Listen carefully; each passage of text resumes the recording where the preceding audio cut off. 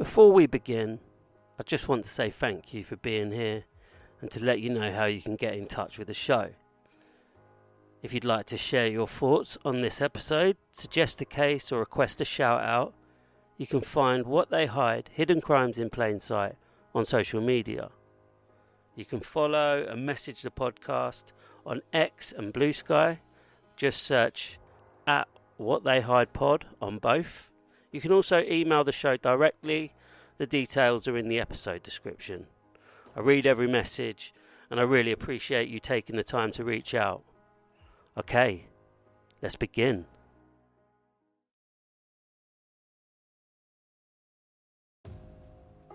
In December 2006, 5 women disappeared from the streets of Ipswich, England.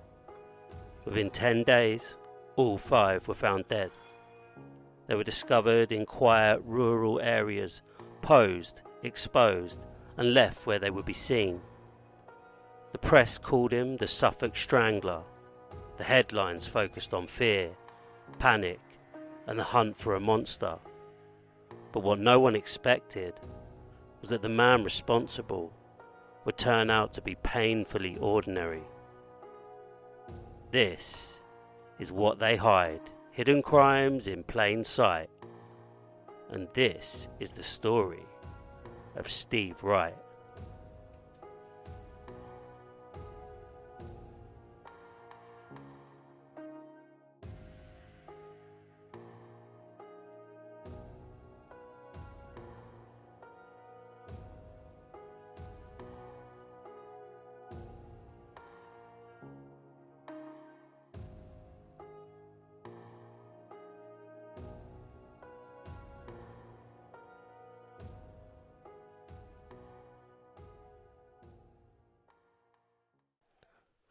This episode contains discussion of murder, sexual violence, and exploitation. Listener discretion is strongly advised.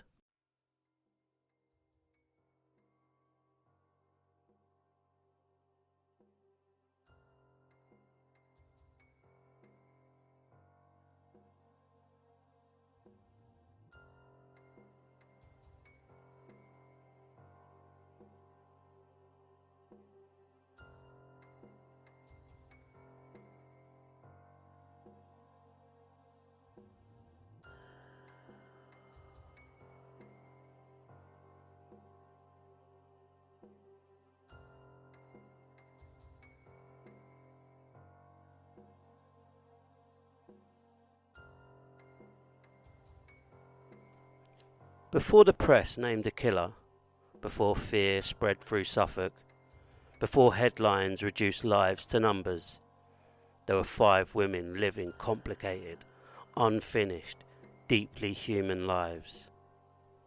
They were not invisible, they were known, they were loved, and one by one, they disappeared. Gemma Adams was 25 years old. She was a daughter, a sister, and someone who struggled, openly and painfully, with addiction and instability. Like many women in Ipswich at the time, Gemma turned to sex work as a means of survival, not choice.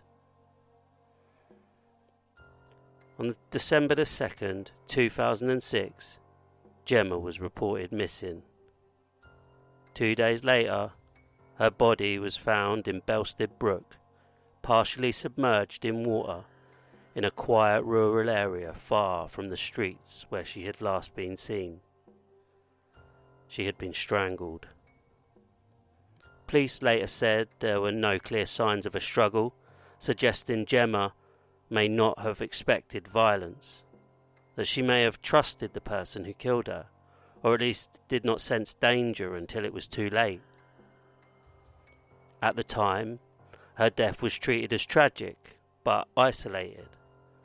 Her family's grief was immediate and complicated by how Gemma was spoken about publicly. One relative later said, "People talked about her like she was already gone before she died. But she wasn't. She was still calling home. She was still our daughter." To her family, Gemma was not a headline or a label. She was still loved. She still mattered.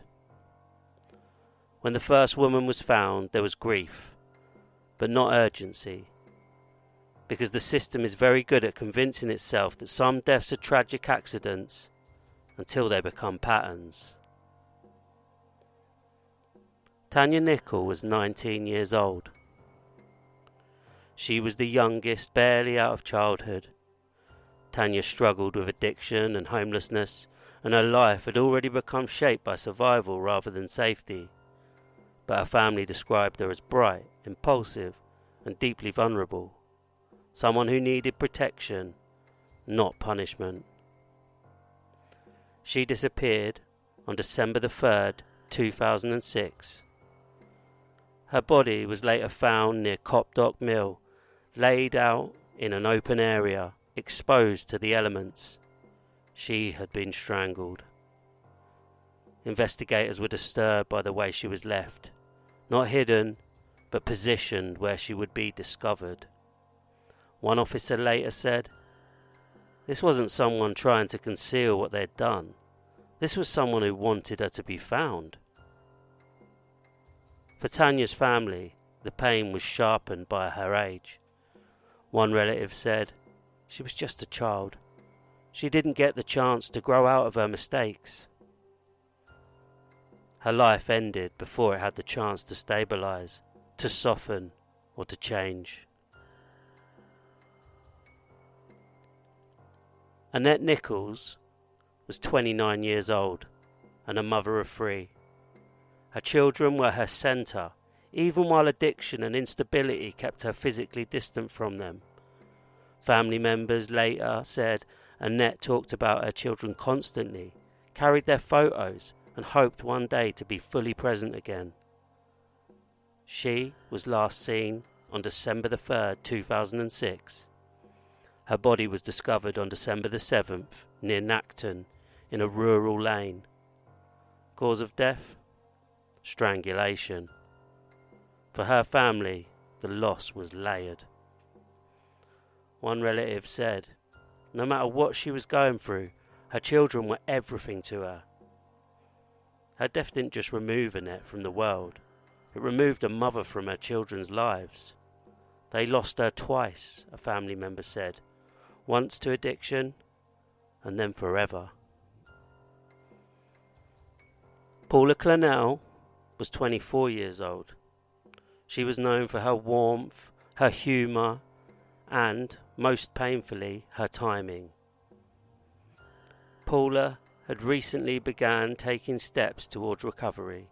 She had talked openly about leaving sex work behind. She had plans. She had hope.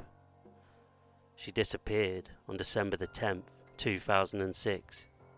Her body was found hours later near Levington, deliberately placed in a rural location. She had been strangled. Outreach workers and loved ones were devastated. One person close to her said, "She was trying, and that's what hurts the most. She was trying." Her family later described grieving not just the loss of Paula, but the loss of who she was becoming. Anneli Alderton was 24 years old and a mother. She struggled with addiction, but maintained strong emotional ties to her family. Those closest to her said she dreamed of stability, even when she couldn't yet reach it. She was last seen on December the 10th, 2006. Her body was found near Trimley St Martin, left in an open field. She had been strangled. Her family later spoke about the frustration of how her story was told. One relative said, "People focused on how she lived, not on how she loved." For them, Anneli's circumstances never justified what happened to her.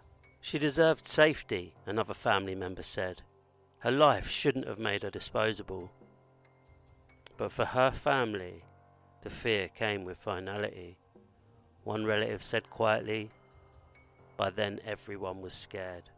For us, it was just over."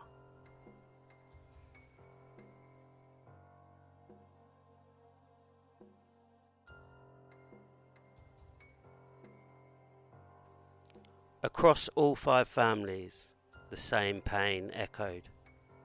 Grief, compounded by judgment. Loss, overshadowed by labels. One family member said, "They weren't headlines to us, they were lives. They asked for one thing above all else, to be remembered, not for how they died, but for who they were." These women were not defined by their worst moments. They were daughters, mothers, friends, human beings navigating a world that failed them long before one man did. And if we tell this story without honouring them first, then we repeat the same failure that made them vulnerable.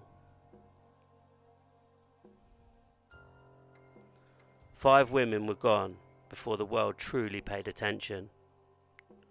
And while fear finally spread through Ipswich, the man responsible was still walking freely among them. In a moment, we'll talk about Steve Wright and how someone so ordinary was able to commit such extraordinary harm.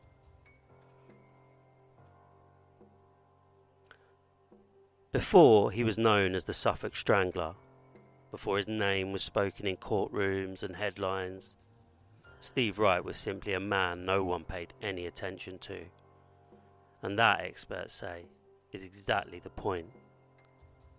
Steve Wright lived alone in Ipswich. He worked long shifts at a distribution depot. He kept to himself. He paid his rent. He followed routines. To neighbours and co-workers, he was quiet, not friendly, not hostile, just there. One former colleague later said, "He wasn't someone you'd remember. That's probably why no one noticed him." Criminal psychologists often refer to people like Wright as socially invisible, individuals who exist on the margins without drawing concern, not because they were harmless, but because they were unremarkable. We're taught to look for danger in chaos, but some of the most violent people in history didn't stand out at all. They blended in, not by trying, but by never asking to be seen. Experts who later evaluated Steve Wright described him as deeply resentful, particularly towards women, but not in explosive ways. His resentment was quiet, internal, festering. One forensic psychologist testified that Wright showed signs of sexual sadism, deriving gratification not just from violence, but from humiliation and control. Importantly, this wasn't about intimacy. It was about power. Another expert later explained, he didn't see these women as people. He saw them as objects that represented his anger. That framing matters, because when a person stops seeing others as human, violence becomes easier, even logical, in their mind.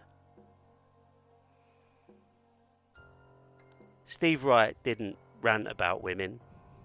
He didn't post manifestos. He didn't attract attention. Instead, his misogyny existed quietly, reinforced by isolation, entitlement, and repeated rejection. Psychologists describe this as covert hostility, anger that is never expressed outwardly, but grows inwardly over time. And when that hostility finds an outlet, it can be devastating. What unsettles me here isn't that Steve Wright hated women, it's how little he had to say about them at all, because indifference can be more dangerous than anger. Experts were clear on one point. Steve Wright did not choose his victims randomly. He chose women who were already devalued by society. Sex workers, women struggling with addiction, women whose disappearances wouldn't immediately trigger urgency. One senior investigator later said, he exploited vulnerability, not weakness. There's a difference.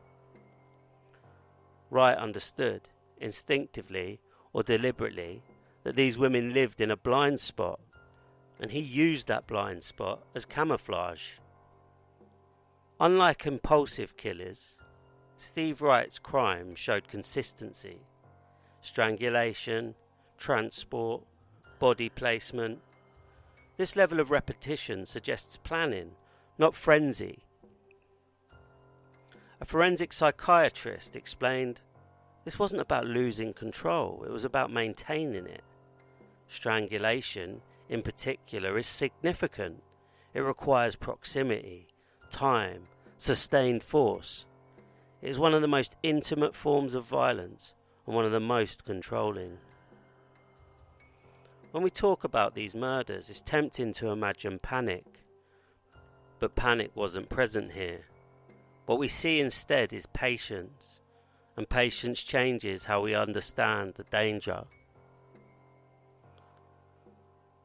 Psychologists testified that Steve Wright likely lived with violent fantasies long before he acted on them. Not sudden impulses, but rehearsed internal narratives. One expert said, the consistency of the crimes suggests he was acting out something he had imagined repeatedly. That doesn't mean he was driven by uncontrollable urges. It means he chose to act on them. Steve Wright did not evade capture because he was brilliant. He evaded capture because no one was looking at him. He fit no stereotype, he lived alone, he didn't draw attention, and crucially, his victims were not treated as urgent missing persons at first. This combination allowed him to operate for days, long enough to take 5 lives. This is where the discomfort really sets in, because nothing about Steve Wright made him special, and that means the danger wasn't extraordinary, it was ordinary, ignored and allowed to grow. Experts ultimately agreed on several core traits: emotional detachment, sexual sadism, deep misogyny, need for control, and lack of empathy. But none of those traits are visible on the surface. They don't announce themselves, they wait. While police were still trying to understand what they were dealing with, Steve Wright continued his routine. He went to work, he walked the streets, he blended in. And as fear finally spread across Ipswich, the investigation began to close in.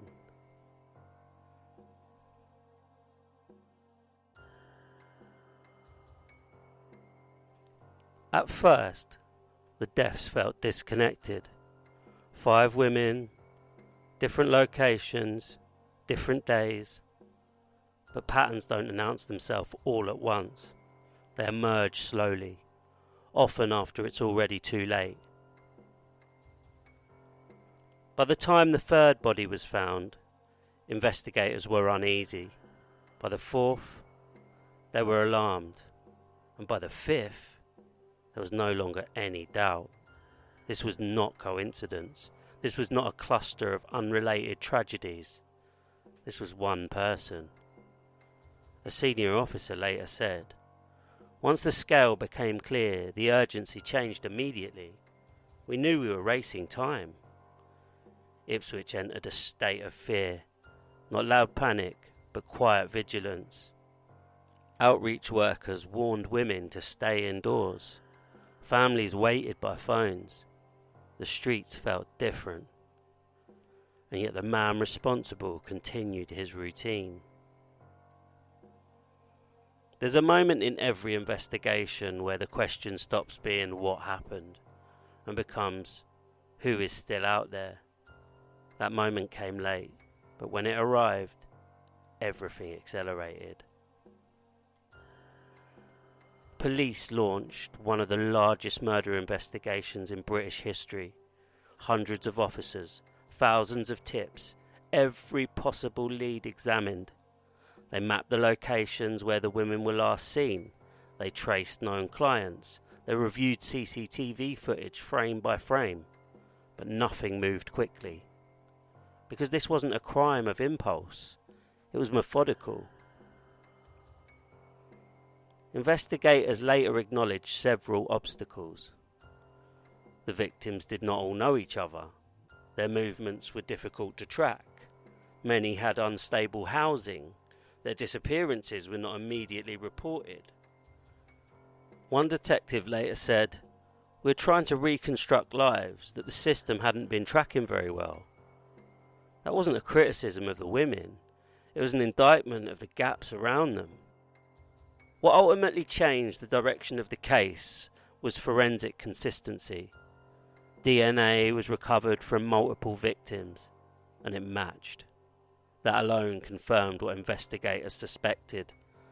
This was a serial offender. But DNA on its own doesn't name someone. It narrows, and narrowing takes time.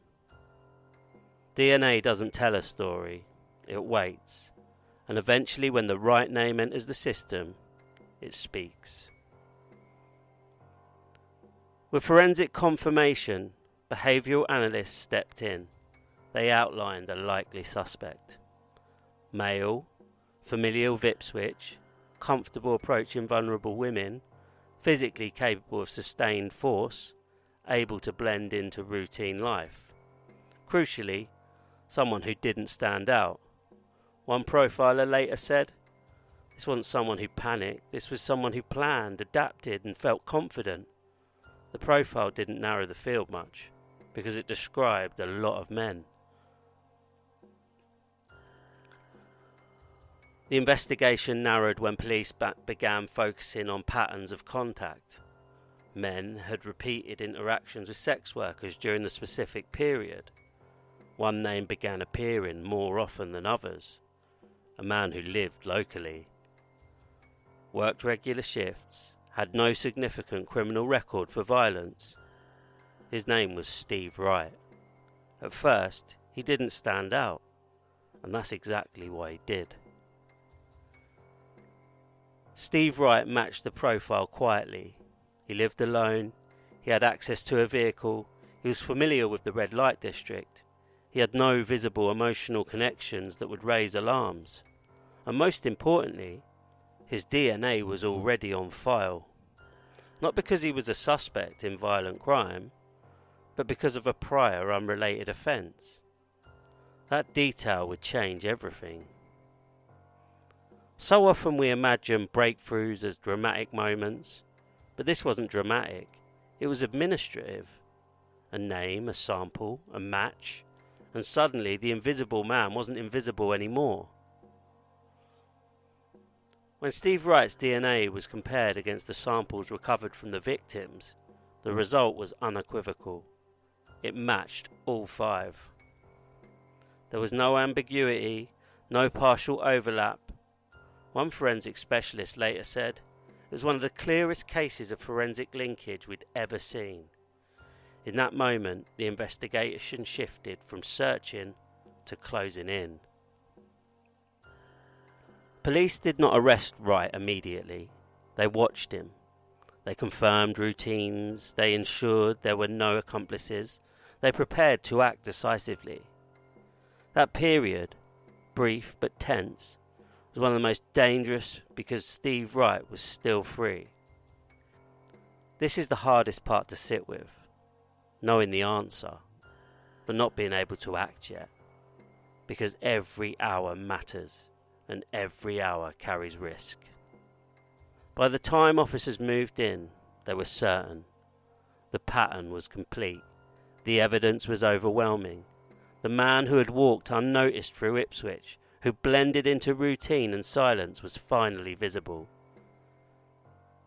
And in a moment, we'll talk about what happened when that quiet life collided with the truth.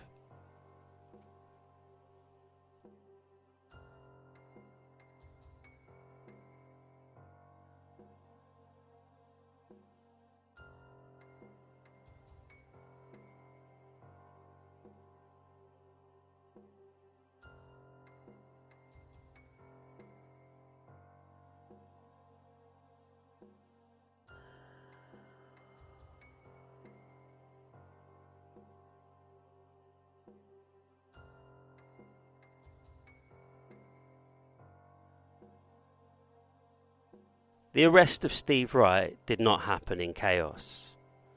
There were no sirens screaming through the streets, no dramatic chase, no public confrontation. It happened quietly, fittingly in the same understated way he had lived.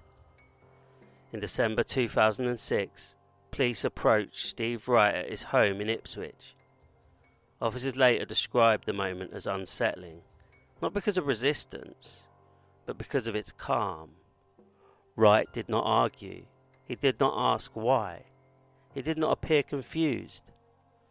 One officer later said, "He looked more inconvenienced than frightened." He was taken into custody without incident.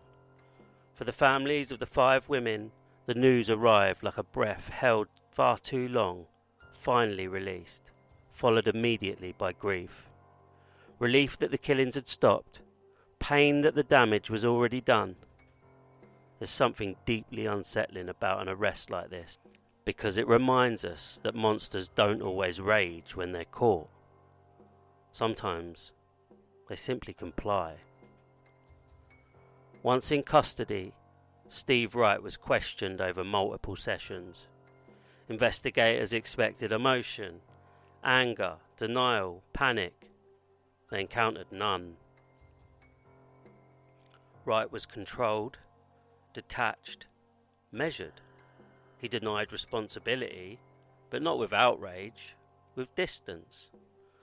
One detective later reflected, "He spoke about the women as if they were abstract concepts, not people." When confronted with forensic evidence, Wright did not react visibly. He did not lash out.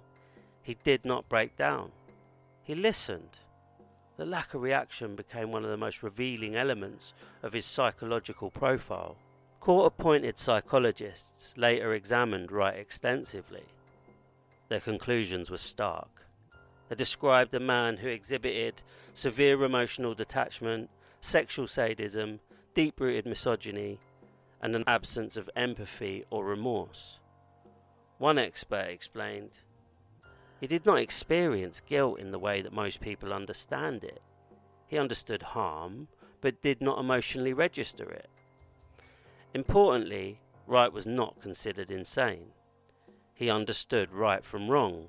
He understood consequence. He simply did not care.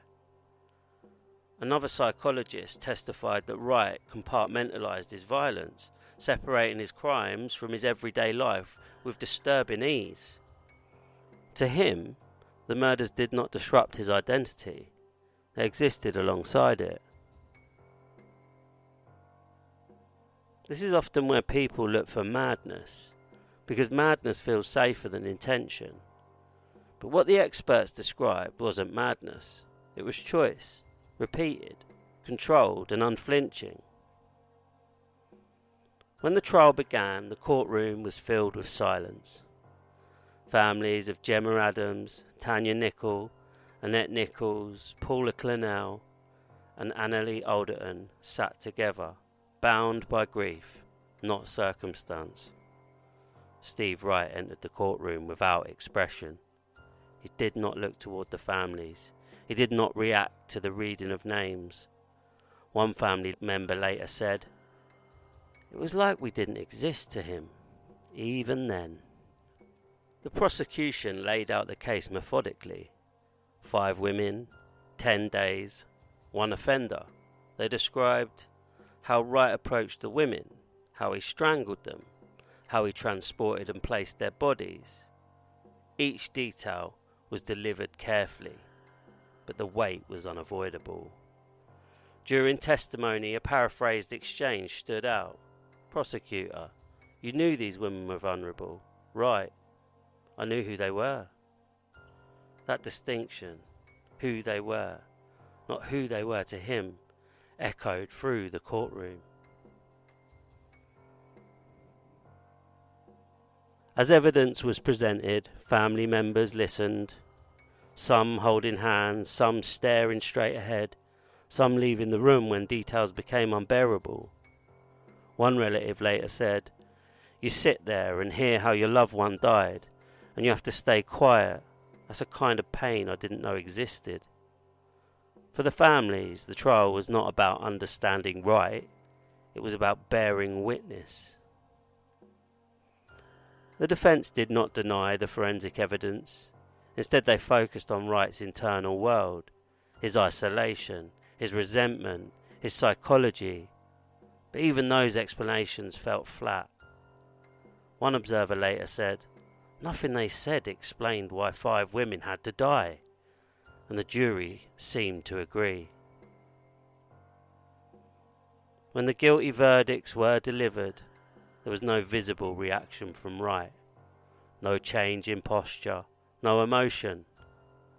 For the families, the moment was complex. Relief, but no peace. Justice, but no closure. One family member later said, "We got the verdict, but we still go home without them." This is where stories like this often end, with a verdict. But verdicts don't heal families. They don't undo trauma. They simply draw a line that says, this happened and it mattered. In a moment, we'll talk about sentencing, whole life imprisonment, and what remains after the courtroom empties, when families return to a world permanently altered, because justice is not the end of the story. It's just the point where the noise stops.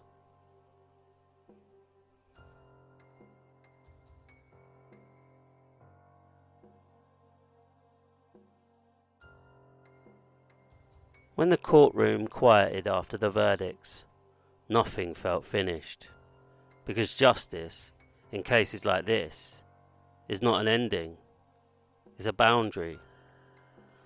The sentencing of Steve Wright took place under heavy security. The families of the 5 women returned to the same courtroom where they had already endured weeks of testimony, now bracing for the final words that would define what the law could offer them. Steve Wright stood as the judge spoke. He showed no visible emotion, no remorse, no acknowledgement, no reaction to the names of the women whose lives he had taken. The judge described Wright as exceptionally dangerous, emphasizing the deliberate nature of his crimes, the speed with which they occurred, and the clear absence of empathy. In his remarks, the judge stated, in essence, that Wright posed a permanent risk to the public and could never be safely released. The sentence was a whole life order. He would die in prison. As the sentence was delivered, reactions were quiet. There was no celebration, no relief that felt complete. Some family members cried softly. Others sat still, staring ahead. One relative later said, it wasn't satisfaction, it was finality. Another said, it meant he couldn't hurt anyone else, that mattered, but it didn't give us back what we lost. The sentence acknowledged the scale of the harm, but did not pretend to heal it. We often talk about sentences as if they balance the scales, but nothing balances 5 lives taken. What sentencing does, at best, is say this mattered enough to stop it from ever happening again. After the trial, families returned to lives permanently altered. Some faced ongoing media attention, others withdrew completely. All carried grief that didn't follow a neat timeline. One family member described the months after sentencing like this. Everyone else moved on, we didn't. They spoke about birthdays that now felt hollow, about holidays reshaped by absence, about the exhaustion of explaining again and again that their loved one was more than the worst thing that happened to them. For families of women involved in sex work, there was an added burden, the constant need to defend their loved one's humanity. People still talked about her choices, one relative said, not the fact that she was murdered. The aftermath also belonged to those who survived, outreach workers, friends and women who had lived and worked alongside the victims. Many described long-lasting fear. Some left Ipswich entirely, others never returned to the streets. One outreach worker later reflected, it changed how safe we felt, permanently. Changed how much we realised had been ignored. In the months and years that followed, the case sparked difficult conversations in the UK about how sex workers are protected or not, how missing persons are prioritised, how misogyny can hide behind normalcy, how vulnerability becomes camouflage for predators. But those conversations came too late for 5 women. What haunts me most about this case isn't just what Steve Wright did, it's how much room he had to do it. Room created by indifference, by assumptions, by silence. Before we end this story, we return intentionally to their names.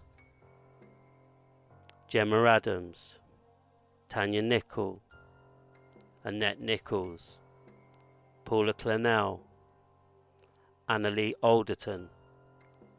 They were not a pattern, they were people. They were daughters and mothers, friends and sisters, women navigating lives that were already difficult and should have been protected.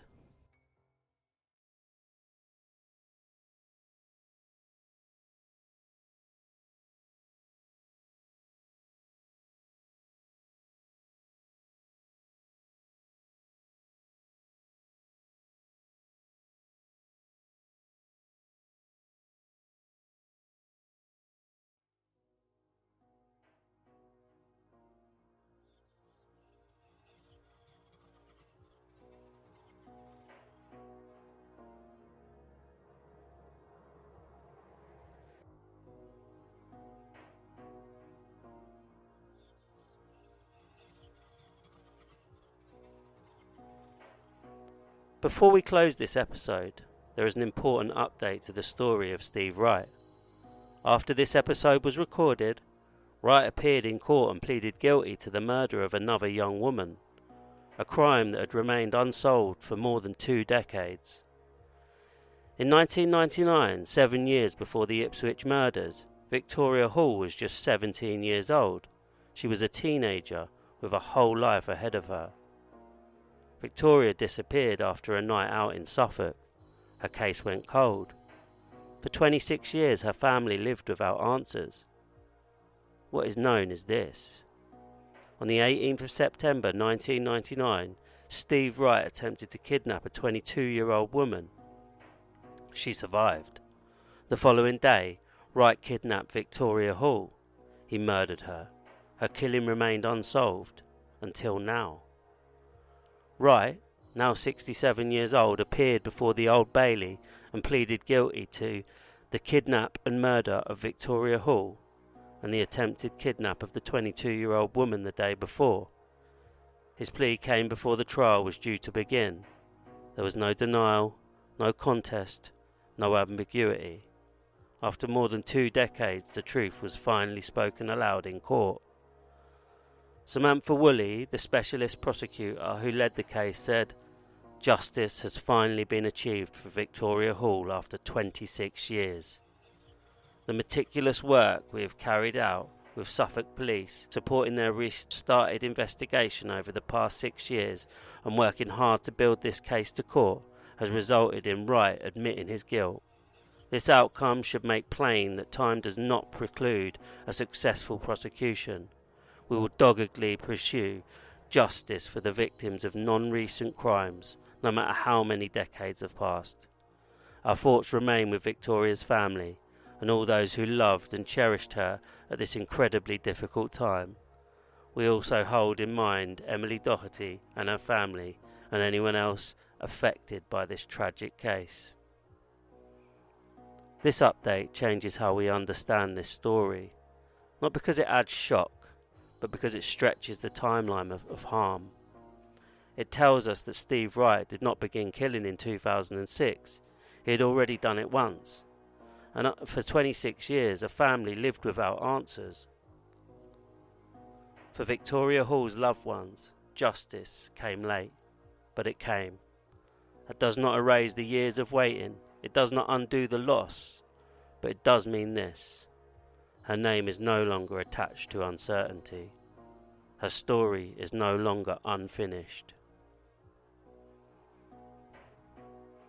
This update reminds me of something difficult but important. Violence does not always arrive suddenly. Sometimes it hides for years. Sometimes it waits. And sometimes justice takes decades, but it still matters when it arrives. We end this episode holding Victoria Hall in mind alongside the women of Ipswich, their families, and everyone whose lives were shaped by this man's actions. Steve Wright will be sentenced at the Old Bailey on Friday the 6th of February. And as always, we remember the victims, not for the crimes committed against them, but for the lives that should have continued.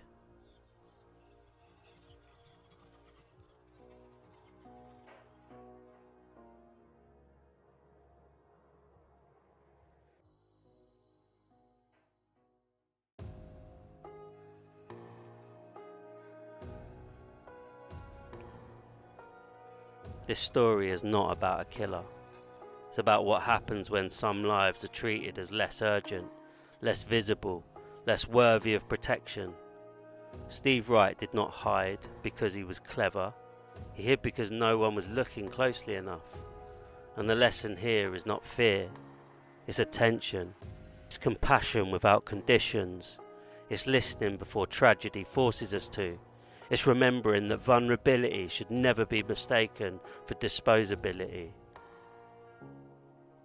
This has been What They Hide. Hidden crimes in plain sight. We tell these stories not to centre the darkness, but to refuse to let it erase the people it touched.